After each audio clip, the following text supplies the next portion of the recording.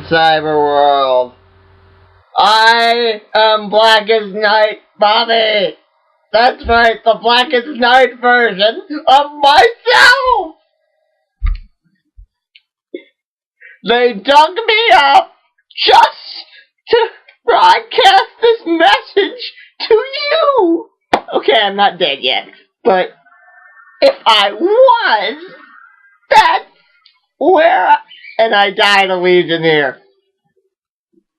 I couldn't find my Blackest Night ring, so yeah, I died a Legionnaire.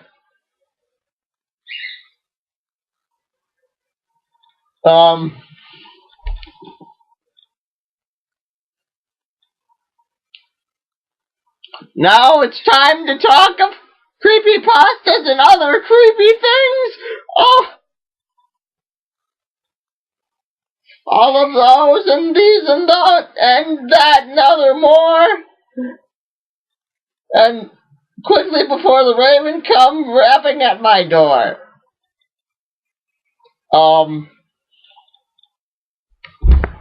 First creepypasta I want to talk about is the Fresh Prince one. There's actually a Fresh Prince creepypasta. If you haven't heard it, I'll give you a few minutes. You can click on it. Okay. What it basically says is this guy finds a tape and he finds it's interactive. He finds it operates in smell-o-vision, and they suggest to use your decoder ring, which was a reference to Blackest Night, which I don't think even the guy reading this got.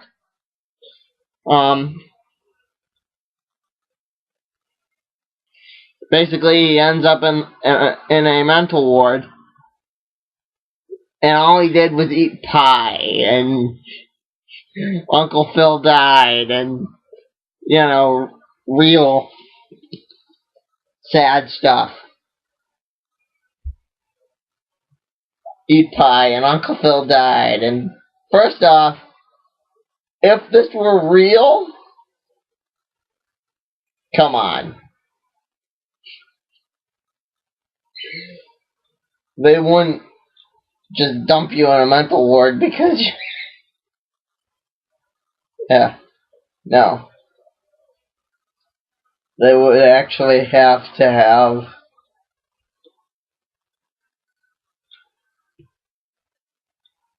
and it's the Fresh Prince. Why? I mean, and then there's the one about Big Bird. Yeah, I just got through reading the Jim Henson biography. The Jim Henson biography, and there.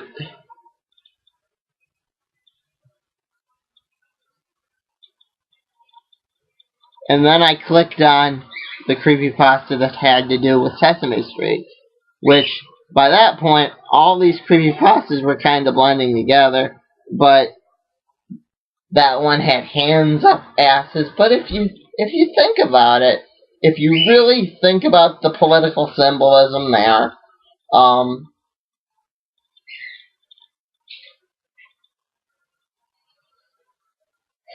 I guess you could say that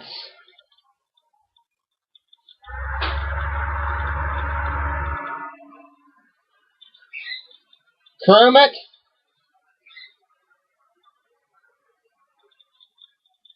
has, if this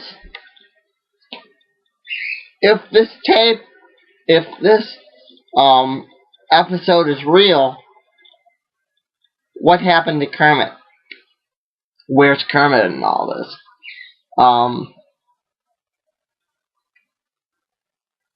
It's not the world Jim Henson imagined. It's far creepier. I mean, are they saying that I disagree with it, for the record? Are they saying that, I mean, are they saying that Kermit had, and that is like the devil? If you think long and hard enough about it, where's Kermit? I mean, okay, claims, the guy in that creepypasta claims that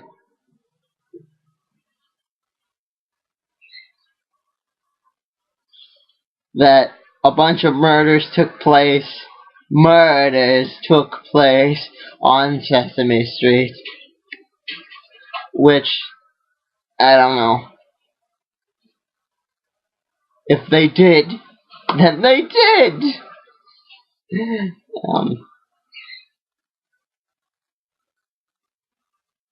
Um, and that this episode is broadcast only to 3-year-olds. The reason you remember Big Bird saying, I'm always watching you, baby, once you listen to this creepypasta, is the same reason you automatically understand my review of The Watchmen, which in itself is just a joke, and you automatically understand that.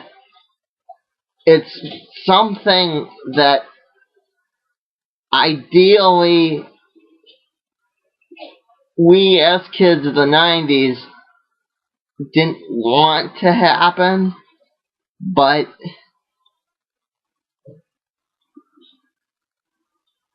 not because it was filmed, but it was because he is a safe memory.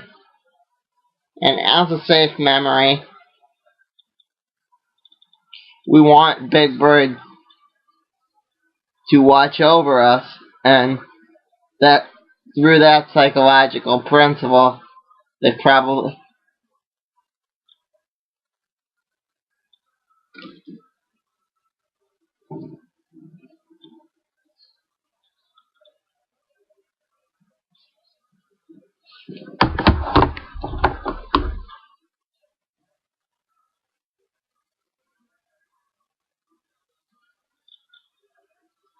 they've probably gotten you, the viewer, used to thinking those thoughts. You know, I mean, to say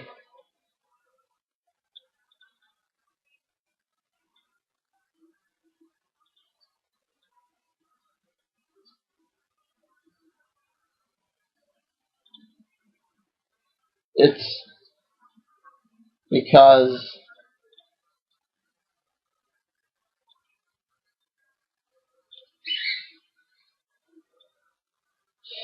it's not because he ever said that. It's because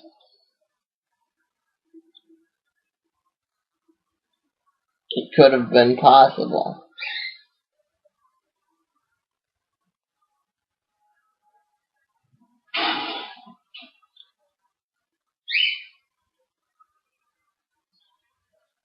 It could have been possible. You know, it could have been a good idea to have your childhood memories perverted in such a way, though, is truly twisted.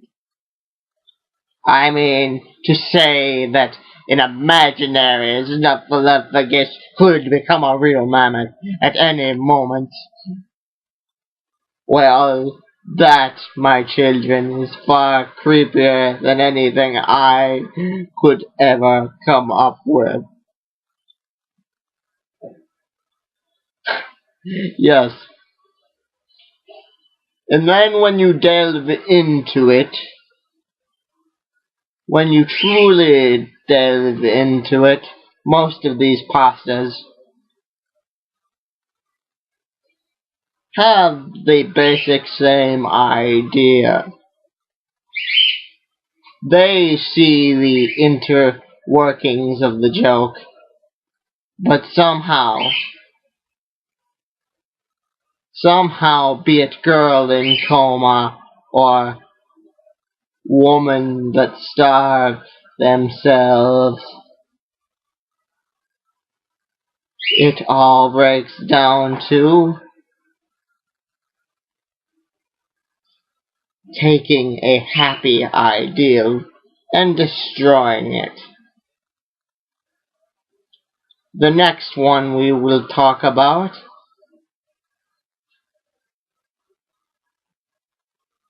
is the American Dad one, which I myself thought was just a rip-off of Angelica Pickle and her idea. If, indeed, these two stories, Angelica and Francine, were both true, it is amazing much, how much shocking similarity they truly have in common. Are these stories true, my children? I leave that for you to decide.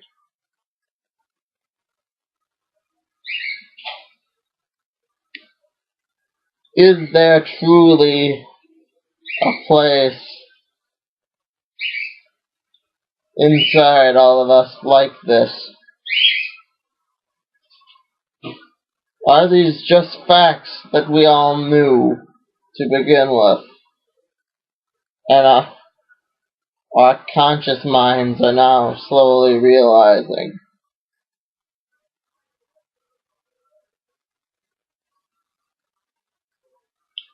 I viewed it that is to say, regular body viewed it as Roger always being the gray. But according to this, according to that creepypasta, the last story, every single person in American Dad is a hallucination.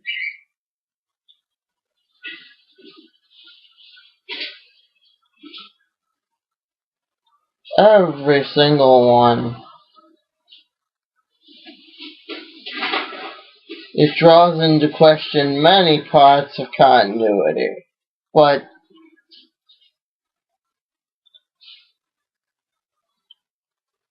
did this person have an idea of what they were doing? Is it all just part of the liberal agenda? They all ask the same basic question. Whether or not you can figure out what that question is, who watches it, what happens inside your TV set, I leave that up to you.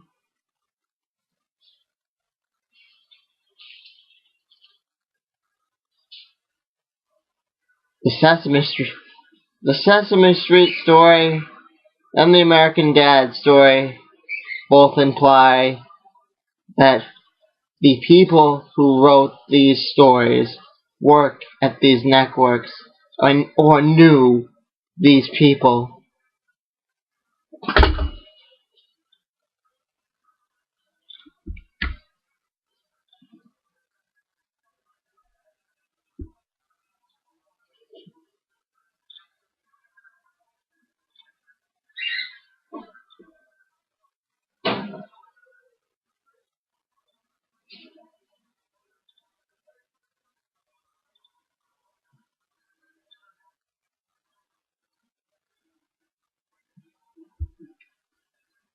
Or knew these people.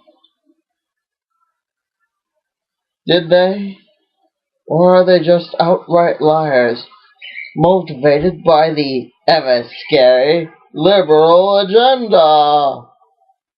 Agenda!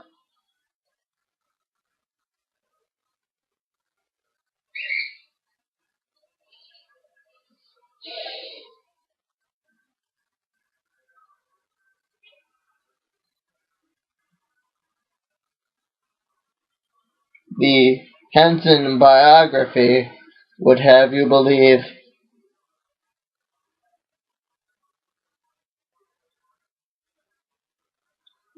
that Jim himself, but once you read this story,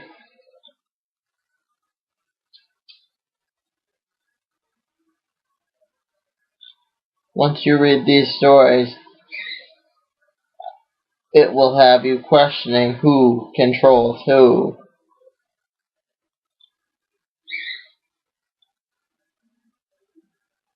It reminded me of my ever constantly, ever wonderful, self-aware father, which I went to Comic-Con with. Sorry, I had to break character there for a few minutes.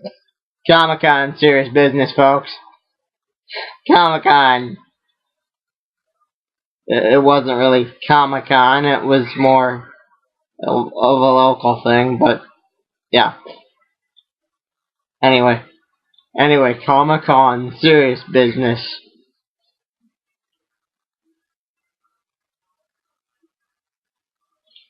It reminded me of my father, because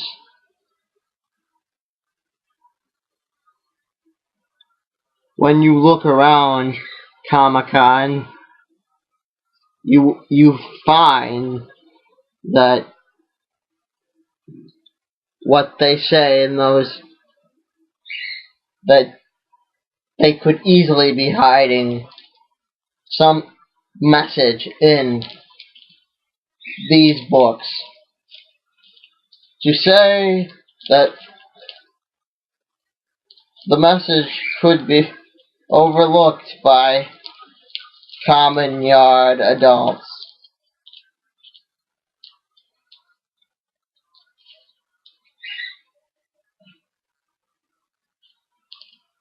To say is a simple understatement. To say that just a moving of a hand could mean something far sinister, more sinister.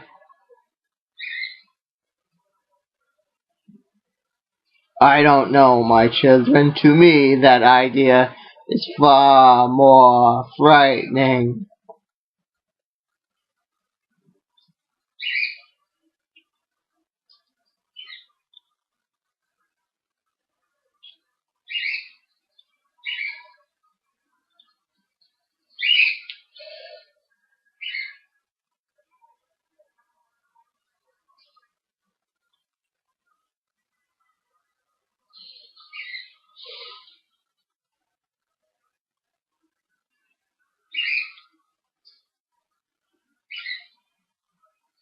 Did Fox know when they put these shows on what they were about? Did Nickelodeon know? Do they know? What do they know? Are the liberal candidates truly safe? What is liberal? These are all questions these pastors have you ask.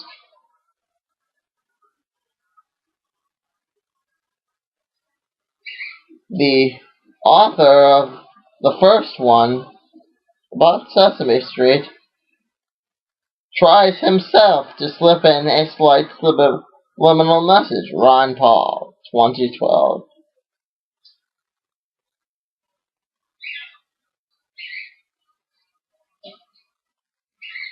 Perhaps poking fun at the fact that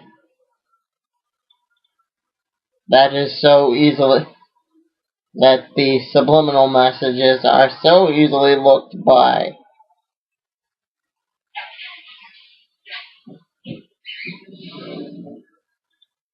Every single one of them.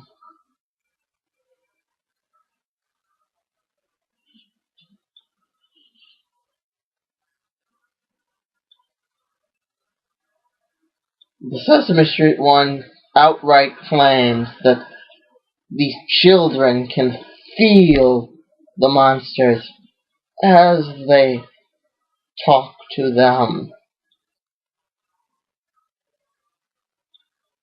The idea that I would be able to talk to you about my view on the Watchmen or any other comic is simply frightening. That I would be able to reach in and grab you. Why would I want to grab you?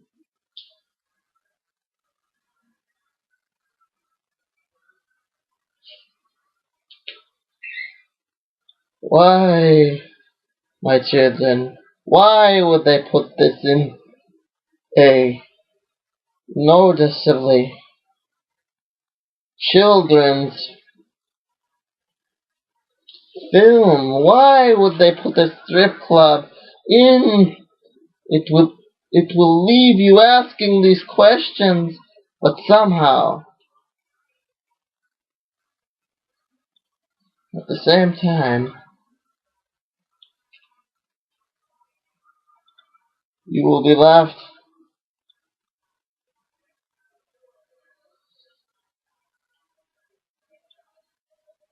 with only one question in your mind. What would happen if it was a better narrator? Yes, that is right. In the hands of a true professional.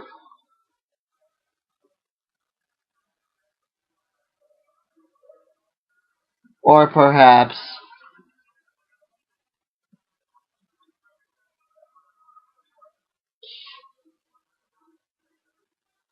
he know what he was reading? Does it have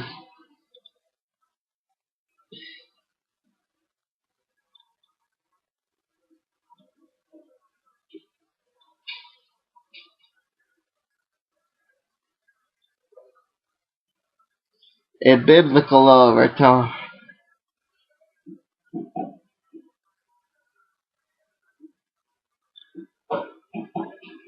Don't.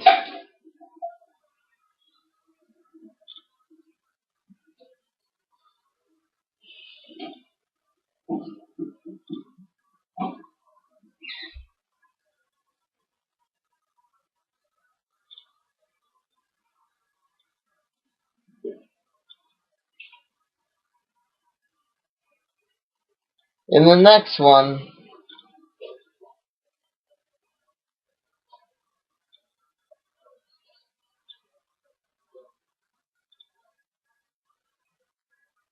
in the next one, in the one about Francine,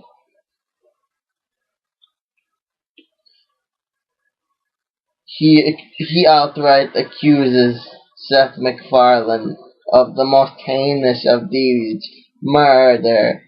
Could Seth MacFarlane do these things? Would Fox allow this on the air? I hope not. But who knows? Who cares?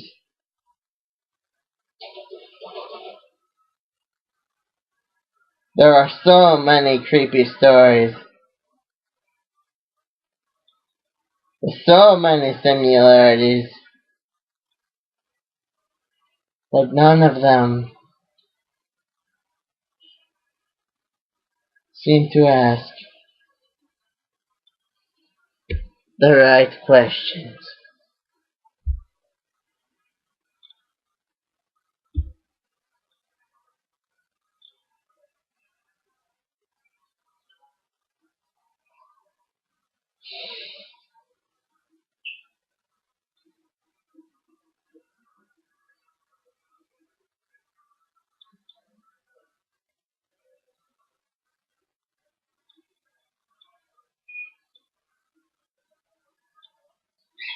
All of them seem to ask, what happened?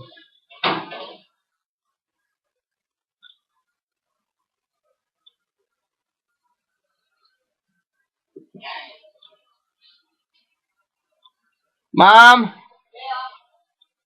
Pick up the mouse, please. Never mind, I got it.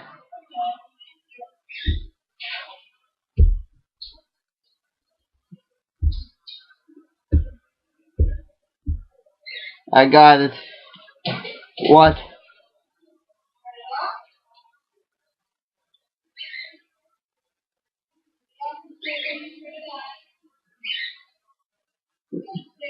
Yeah, I know, Mom. Yeah, I know. I know.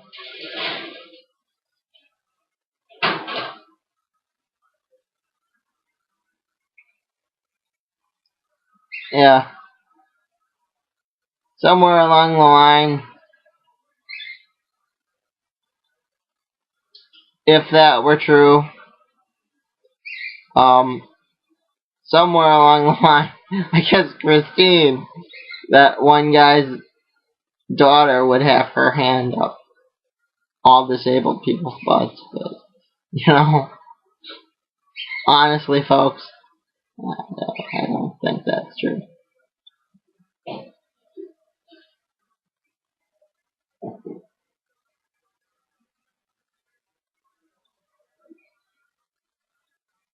Someday we'll find it. The rainbow connection, the lovers, the dreamers, and me. Da da da da da.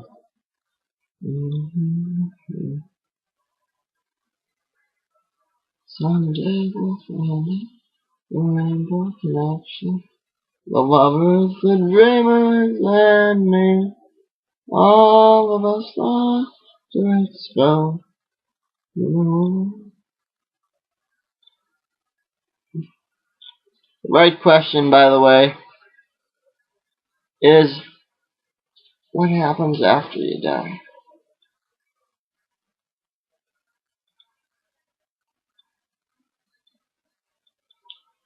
Is my cockeyed optimism just part of the entertainment?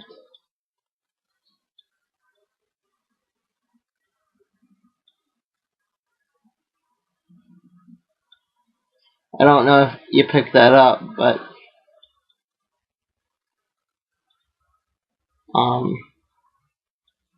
yeah, if you did, that's great.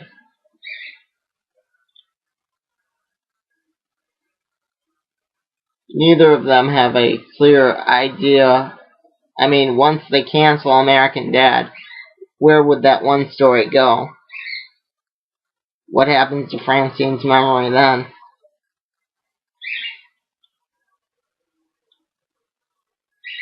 Um,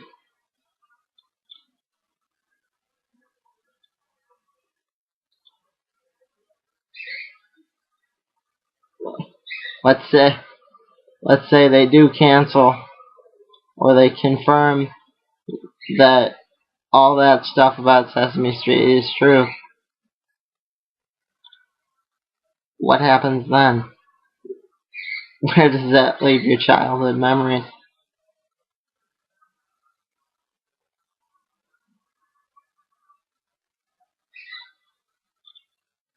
What are the consequences?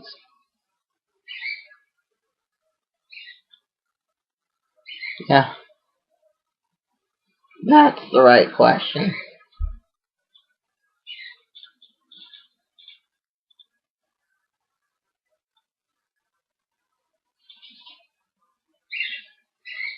I mean,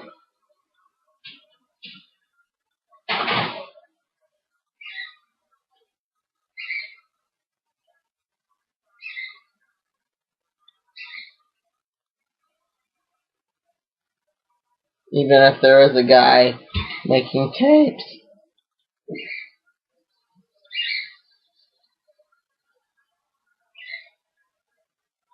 what do we do then? There's another story.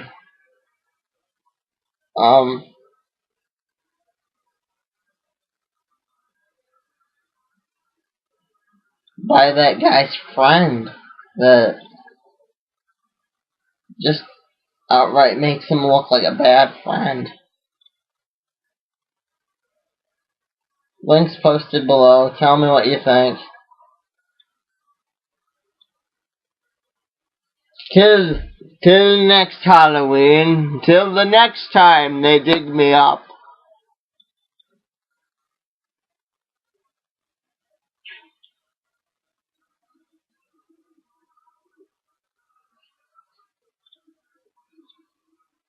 I am Blackest Night, Bobby. Signing off.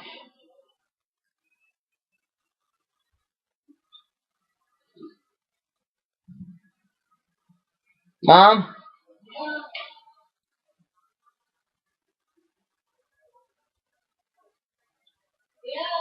Help me shut it off. I don't know if it picked the rest up.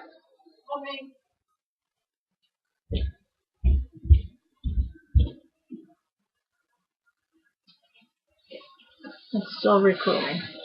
Oh, good. Where's your...